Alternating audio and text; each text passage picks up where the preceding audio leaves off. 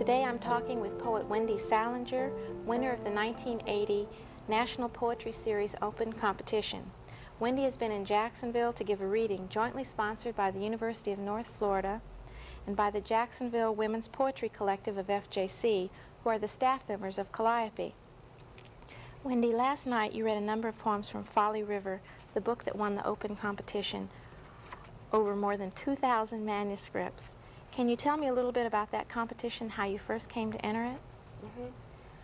I read about it on the back page of the New York Times Book Review section, and sent my manuscript in to the address that was given. What I know about it is that it was originally established by James Michener. He's sort of a poetry angel, right? Yeah, exactly.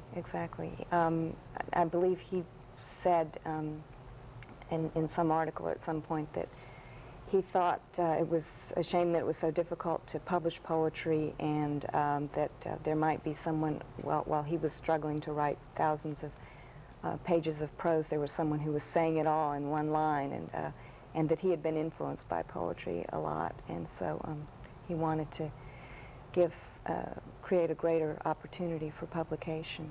So he got some other angels, and they went in with some publishing houses, about 5 New York publishing houses, and sponsored the competition.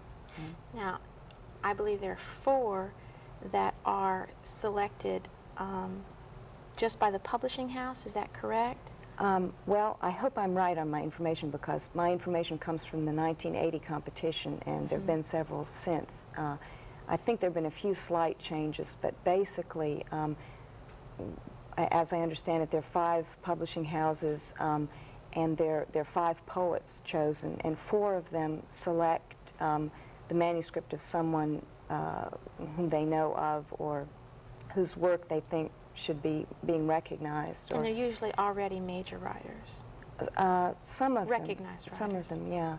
And then the 5th, at least my year, was an open competition in which the judge was Donald Hall, and anyone could send in a manuscript. Now I think they choose 2 manuscripts from the open competition. Well, had you published widely when you sent this manuscript No, in? not really. I published in some small magazines, but not widely.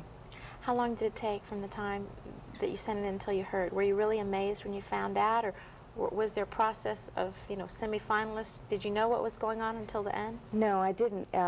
One nice thing about the competition is you don't have to wait very long, or at least I didn't, not in 1980. I don't know what it's like now, but I think I submitted the manuscript in November and heard, well, maybe I didn't hear until May. I've forgotten. I used to know the date. Right. But still, that's a very short time, really. Yeah. And I was... How did you find out? What were you doing? I was writing a poem, actually. I was living in Roland, North Carolina. I was teaching for the South Carolina Arts Commission in the schools, and I was teaching in Dillon, South Carolina, and living in a little town right across the border called Roland. And I got a phone call from Donald Hall. And as my older sister Jill says, it was like the quiz shows where they say, "And now your new car." Yeah. So it was kind of a nice Hollywood story for a brief moment. So what happened since then? Has that affected your career and your teaching jobs and that sort of thing?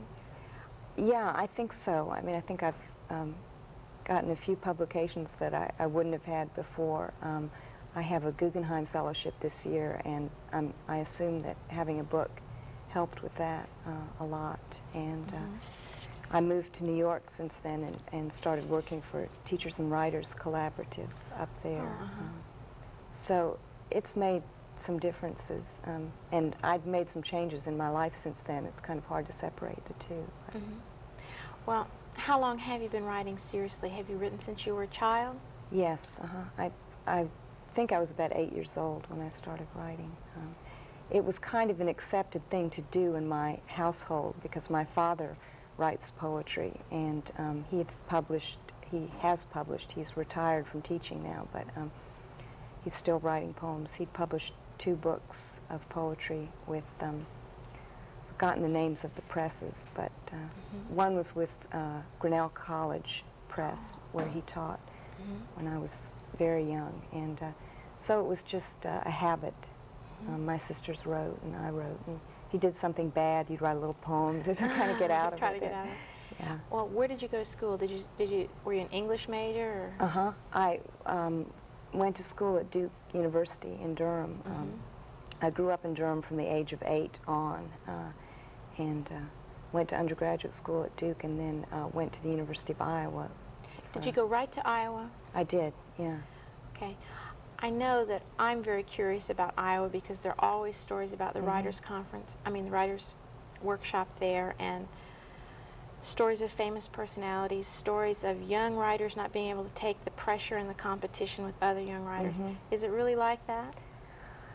Well, I hesitate only because there are so many mixed impressions and feelings about Iowa that I have and that everyone has. I think that it's hard to know which things to pick out. I don't think the pressure is incredible. It wasn't when I was there. I think sometimes the sense of competition is somewhat intense, but you don't have to participate in that necessarily. I found it, in a way, very relaxing 2 years because the requirement is just that you produce a thesis consisting of poems, and you're pretty much free to choose your coursework. And what kind of requirements are there to get an MFA from Iowa? That's still a pretty prestigious MFA as far as that goes. Is it very academic, or is it really more creatively oriented? Well, again, I'm talking about 10 years ago, so there have probably been changes in the program. It was then more creatively oriented than academically. As I said, you can choose your coursework, so you could make it more academic. I was lazy, I think, so I probably didn't take advantage of the academic courses. I don't think I did. Who did you study with when you were there? The head of the workshop when I first got there was George Starbuck, and then Marvin Bell became the head of it. I took courses from both of them, and Galway Cannell. There weren't too many women on the staff at the time. Are there now? I believe there are, because we suggested it. There was a woman, Kathleen Fraser, who's a really good poet, Yes. but she was only part-time while I was there. But I think it's changed since then, which is all to the good. Well, what else has happened since you've come out of Iowa? Your book's been published, all this. I heard last night that you were working on a play. Is that right? Yeah, I finished a one-act play, which is a limited accomplishment, but important for me because I'm interested in writing more plays, and it was just limited enough to teach me certain lessons, I think, that I wanted to learn. You're not going to abandon poetry, though? Just no, I don't think so. Genres. What I'm sort of hoping is that I'll be able to take care of all of my creative impulses with that. I mean, in other words, I've written some short stories, and I like to write longer poems, and I think I have some desires to do other things than, I have other impulses other than the lyrical impulse, sort of narrative and dramatic, and I would like to think that I'll be able to keep them very separate, and that somehow poetry will be in one corner and plays will be in another. I know that's not entirely true, because I think finally the poetic impulse may be absorbed into writing plays, but at least I can't write dialogue in poems, and I can write dialogue in plays. Yeah, it's tough. Yeah, Yeah. it's possible. Well, and then there are interesting things going on in the theater with choreo poems, and there is a certain area where those things seem to be merging. So I don't know if that's what I'm doing, but I'm certainly glad that we're free to mix things up that way. I'd also like to ask you some general questions about being a poet in American society today. This may seem a silly question, but how do you feel when you're introduced as a poet? Sometimes silly. I mean, I feel as if I should be proud of it, but there are times when I think that sounds frivolous to people, or since we all know one can't make a living as a poet, that sometimes sounds beside the point. So sometimes I'll introduce myself as a writer because I'm hoping to do other things as well as poetry. Well, several of us were talking about this question a few weeks ago, and one woman said basically what that question asks is, what is the status, the social status of a poet in American society? And we all decided that pretty much we were comfortable being introduced as a poet to other writers, artists, professors, people in the, academic community, but in front of business people, that we felt somehow we had to justify ourselves as if that weren't an entirely honorable profession. Well, I can recommend a good book to you, which is about to come out by a friend of mine who's a terrific writer named Lewis Hyde, and it's, I believe it's going to be called The Gift, Poetry in the Erotic Nature of Property. It's coming out with Random House. And what it's about is gift societies in contrast to what he calls commodity societies. That is, he was interested in talking about how a poet who's part of a gift exchange, who receives a gift, I mean, not in any exalted way, but in a natural way, and in order to perpetuate the gift has to pass it on, can live in a society in which the forms of exchange are monetary and not a flow, but kind of blocked off. And it seems to me that's what your question and your friend's question is. What's the place of someone who's part of a spiritual exchange? I think it's an exchange open to everyone, so I don't think it's exclusive, but... Well, Peggy Friedman, who is the project director for Kalliope, was telling a story last night about being introduced to a group of Chinese educators who are here to visit FJC, and several people were introduced and given, their professions were given.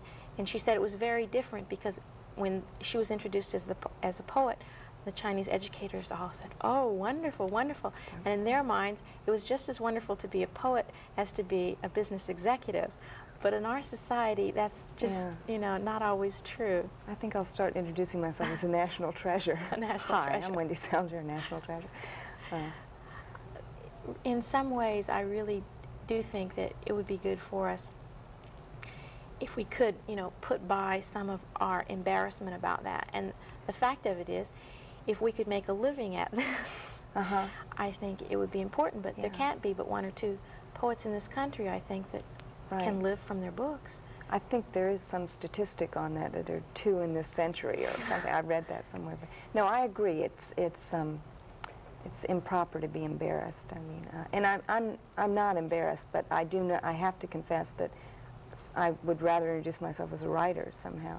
And it may be because I'm interested in other kinds of writing as well. But you do support yourself as well through your teaching, right? And well, you have a Guggenheim this year, but... Right, but ordinarily I'm teaching. I've taught a little bit in college and a number of years in Artists in the Schools programs. So. What are your primary aims as a writer? I'm not sure how to answer that. To write, I mean, to find the time to write is my primary aim in existence, I guess. And my aims as a writer, particularly having to do with writing, I think are, some of them I've said before in talking about poems and plays, but are really to encompass as much as possible. Do you think at all of readers when you're writing? Sure, I think so. I think it becomes a kind of unconscious sense that you have in writing, that somehow you're always thinking a little bit of audience. Someone was reading my poems recently who's a critic and talking about the fact that he didn't think I thought about audience very much, maybe not enough. And I do think, for me, the primary process has to do with me, and I'm trying to become so immersed in it that I'm not thinking of anyone else. But certainly the second step is to think of the audience, and I think really it even permeates the first, that you're conscious somehow. You want to be accessible, one wants to be accessible, while at the same time pursuing whatever vision you have. It sounds like a grandiose pronouncement. I'll have to check it out. Well, tied in with that, what do you think are the strengths and weaknesses of your own work?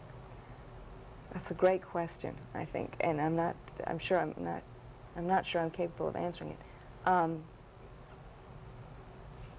I think the strength is, as this critic said to me, that I'll pursue something in myself, no matter how obscure it may seem to someone else, that I will try to pursue it, that I'll be drawn to it or driven. The weaknesses are many. I think I'm discovering I have sort of a weak line sense, or someone's pointed that out to me. We could talk about my personal weakness. In terms of line breaks? Yeah. Partly because I've become less and less interested in that over the years, so I'll just break the line wherever my voice breaks, But what other weaknesses? I know one is that I'll become too involved in the sound of language or the gorgeousness of language. I just finished editing a book of essays on Richard Wilbur, and one of the critics accuses him of being merely gorgeous, and we should all be so lucky. But I understand what that danger could be if you like the beauty of language and the beauty of the sound and the beauty of images, and I can be seduced by those things. So sometimes I want to tell myself to write an awkward poem or write an ugly poem, When you find yourself doing things that you're not happy with in your work, do you deliberately set out and do exercises to try to counteract that influence, or how do you sort of self-criticize? I cry a lot. I brood about it, but I can't say I do any exercises. Maybe I'll forbid myself from writing something that I'm working on, or I'll read something that might counteract it. I'll look for something that I can read. That helps. Yeah. What in other people's work makes you uneasy or displeased? What trends in poetry do you dislike? That's another good question that I like to think. I'll think about these afterwards, I can tell. Trends in people's poetry make me uneasy. I suppose some sorts of knee-jerk surrealism make me uneasy. Although I'm sure I've been influenced by surrealism, but totally arbitrary connections make me uneasy. I think great political poetry is unmatched, irreplaceable. I think it's very difficult to write, and I suppose very polemical poetry makes me uneasy. Do you think we're getting away from that some now? Well, it seemed like for a while there was a lot of just sort of cheerleading in verse, for our side or whatever, but it doesn't seem to be, well, that, quite as much now. I suppose, may have to do with the political situation, that we're not in the Vietnam War anymore, which was an era of a lot of political poetry, some of it very good and some of it bad, which I suppose is the case in any genre, but I do think it's changed a bit. There's less political poetry. On the more positive side, what contemporary poets do you especially admire? My friends, all my friends. I do have, I must say, several friends who are good writers. Jim Moore, who I guess writes under James Moore.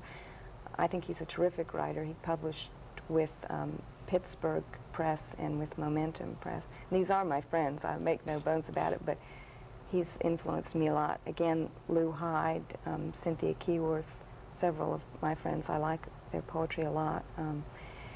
And then I'm on a Seamus Heaney kick, an Irish poet whose poetry is, I find, gorgeous because I share some of his preoccupations. I don't share his level of skill, but which are preoccupations with language. And Adrienne Rich I admire a lot. Galway Kinnell I admire. I'd like to talk to you a little more specifically about your work. In Folly River, the overriding feeling is really the sense of place. What happened in your life to make landscapes so important to you? I don't know. I suppose someone might say, well, it's typical of Southern writers. Now, I don't know how much of a Southerner I am. I think if I'm identified unconsciously within myself with any section of the country, it would be the South, the Southeast. But I was 8 years old when I moved to the Southeast, and I lived there until I was 22, and I came back 2 years later. So I've spent most of my adult life, almost all of it, in the South, and supposedly that's typical of Southern writers. And it does seem to me, I think it's just because the landscape is so available in the South. I mean, the weather is great, so my theory of literature is weather. That makes the difference. Then when I came back south as an adult after Iowa, I was talking about this with Alan Tilley, because he had the same experience. I sort of rediscovered it, or realized that I felt a great connection with it. And I began to reread and read for the first time a lot of Southern writers whom I like, particularly Welty and James Agee and Faulkner. And I think that made a difference. And at the time that I wrote the poems in Folly River, I was really working on my, what I think of as inability to see clearly. And so I was trying to pay attention to describing things. And I found that I could visualize better than I could see.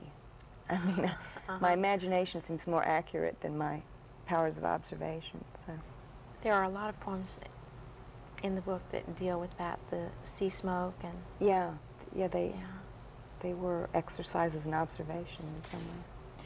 Well, now your new poems, they aren't very different, but there are, some differences. Obviously, subject matter.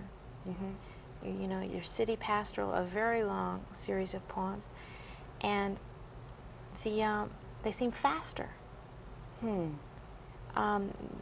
Folly River is sort of more adagio, and the new poems from New York seem a little more fast-paced. I'm sure that syntactically, there's a reason for that. But that's my perception of them. Well, I guess things move faster up there. I know, it occurs to me, but that's interesting to me because your perceptions are as interesting about my new work to me as my perceptions are. You probably have more objective ones. I realize you have not spent your life looking at my work, but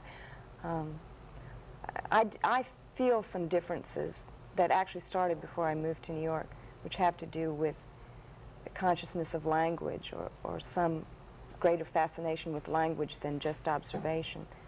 I'm not sure how much of that is obvious, but and it seems to me, I hope maybe, that what I've written about the city suggests that I'm a little more hard-assed or something about. Again, I'm wary of trying to be beautiful in poetry, because I like it, and I can see it as a danger. Yeah. Do you have any advice for younger poets that are just starting out? We have a few minutes left to talk.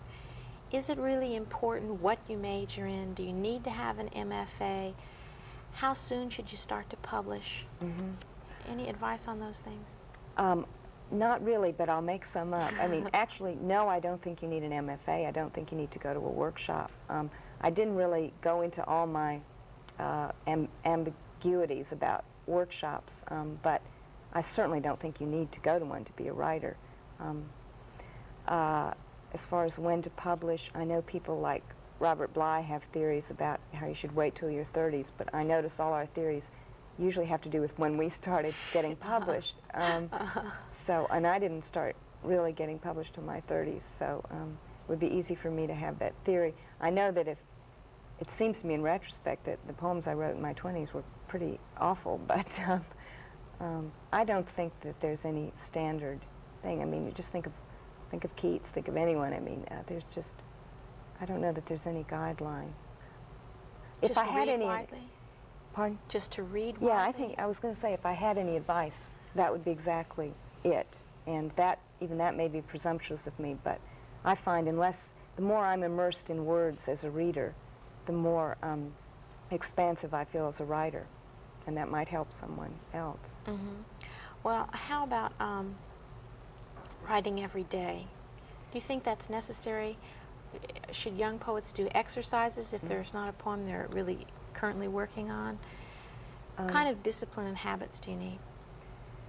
Again, I think there's no formula, and that what will work for someone, one person won't work for another. I found that the older I've gotten, the more I've developed certain habits,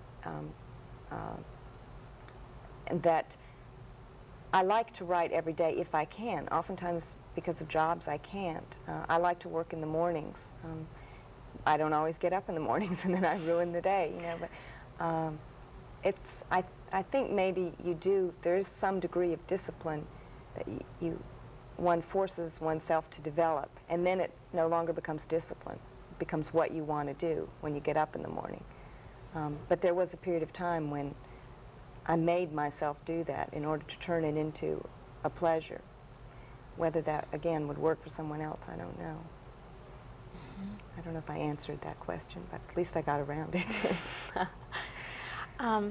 As far as young poets go, do you think it's good for them to work with each other? Is it important for poets to have other friends who are doing the same thing and get feedback on their work? For me, yes. That would be the one thing I would say that was good for me about the workshop. I mean, there were other things, but the main thing was that for the first time I had friends whose major passion in life was the same thing that my major passion was.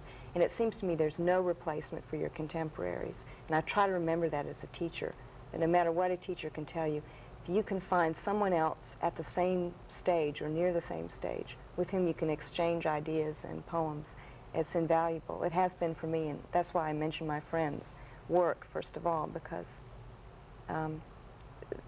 someone who's beyond you in years and stages of development can't share the same developmental excitement or something like that. So Gertrude Stein had a great line somewhere about it would be so nice if all one's contemporaries could be one's contemporaries. And I think you're real lucky when you find contemporaries. Well, thank you so much for being with us and talking with us today. I enjoyed it. Good luck with the magazine. It's great. It's nice. Thanks. I appreciate it. Maybe we can do a print interview with you later, and we'd love to have you in another issue. Sure. Thank you.